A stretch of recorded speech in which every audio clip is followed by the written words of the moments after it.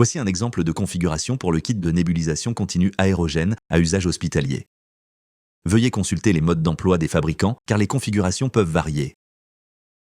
Retirez le capuchon bleu de la seringue remplie de médicaments. Fixez l'extrémité bleue du tube à la seringue, amorcez la tubulure jusqu'à ce que la solution médicamenteuse atteigne l'extrémité de la tubulure. Vérifiez visuellement l'absence d'air dans la tubulure. Veuillez noter que le volume d'amorçage maximal des tubulures est de 3,65 ml.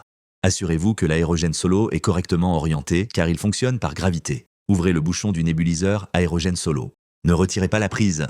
Vissez le connecteur bleu de la tubulure du kit de nébulisation continue sur le dessus du nébuliseur aérogène solo. Ne serrez pas trop.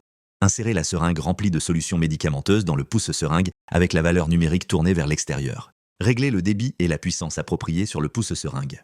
Le débit maximum pour le nébuliseur aérogène solo est de 12 ml par heure. Veuillez noter les paramètres logiciels recommandés pour le pouce-seringue. Avec la seringue aérogène, le réglage est généralement celui du BD Plastipack. Celui-ci doit être validé localement avant d'être utilisé. Veuillez vous référer au manuel du pouce-seringue ou au fabricant pour obtenir des conseils sur l'utilisation du pouce-seringue. Vérifiez visuellement qu'il n'y a pas d'air dans la seringue, ni dans la ligne, ni dans le médicament, dans l'aérogène solo.